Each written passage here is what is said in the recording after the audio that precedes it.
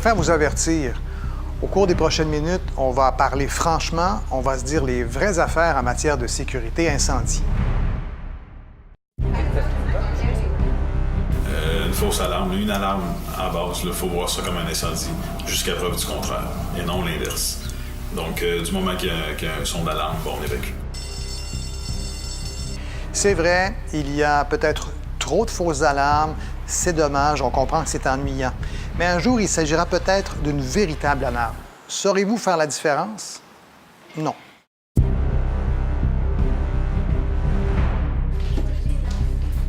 Pour les résidents, leur seul travail, c'est de sortir. Il faut qu'ils soient sortis avant qu'on arrive.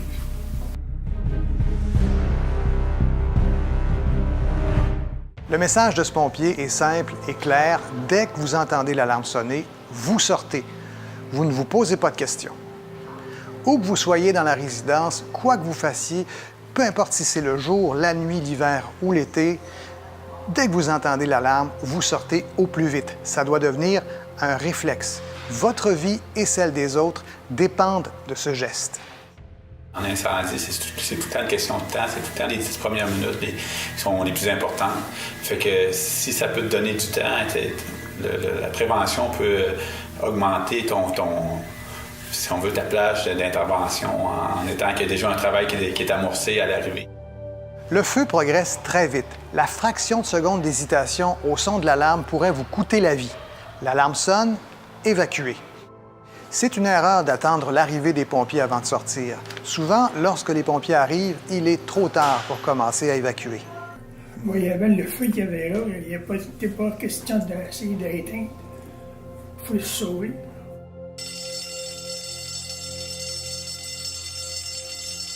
L'autre erreur qu'on fait, c'est de se croire à l'abri. On s'imagine que l'édifice est indestructible, que le bâtiment est à l'épreuve du feu. Sachez que tout brûle. On se dit des fois qu'il y a des bâtiments qui n'arrivera pas d'incendie ou quelque chose, bien là, on a eu la preuve que ça peut arriver dans n'importe quel bâtiment. Là. Peu importe comment il est construit ou peu importe comment c'est fait à l'intérieur. La fumée est très dangereuse. On croit que la fumée, c'est toujours noir et épais. Pas nécessairement. Et en plus, en brûlant, certains matériaux dégagent des gaz incolores. Et si vous les respirez, vous pourriez perdre conscience. Quand le feu est pris en dedans, comment c'est indestructible, avec le feu en dedans, il va en avoir. Ouais. Puis la fumée va détruire ce qu'il y a des gens. C'est ça, c'est la fumée qui va les faire mourir. Ouais. Si vous ne sortez pas par vous-même, parce que ça ne vous tente pas, vous n'en avez pas le goût, vous ne voulez pas, quelqu'un d'autre devra venir vous chercher et vous sortir de force. Et cet employé ou ce pompier, lui, va prendre de gros risques pour vous. Il va mettre sa vie en péril pour vous sauver. Il y a toujours des personnes qui sont un petit peu plus récalcitrantes. On essaie de jaser avec eux autres, les amener à comprendre que la journée où ça va arriver, ça devient important que tu sortes. Soyez aussi conscient du nombre de personnes à sortir. Imaginez ce que ça représente en effort pour les pompiers et les employés. Imaginez, par exemple, que 30 personnes attendent que les pompiers viennent les sortir. Combien croyez-vous qu'ils devront être pour arriver à le faire avant que le bâtiment ne soit complètement en flammes? Les pompiers n'arrivent pas en 2 minutes et ils n'arrivent pas à 30 en même temps. Je ne peux pas être rendu sur les lieux à l'instinct. Un laisse de temps pour se rendre au feu. Sortez au son de l'alarme. Plus vous attendez, plus les risques pour vous et les sauveteurs sont élevés.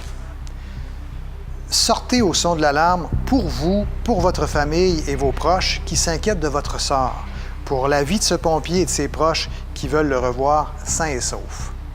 Du moment que le son de l'alarme, c'est de commencer à évacuer immédiatement. Personne ne veut faire des exercices d'évacuation. Personne n'aime ça. On se donne toutes les raisons du monde de ne pas les faire. On pense que ça ne peut pas nous arriver, que le bâtiment est sécuritaire et qu'on n'a pas besoin de faire d'exercices d'évacuation. Il y a des exercices assez souvent. Puis moi, dans ma tête, mon trajet est tracé, puis je sais où aller.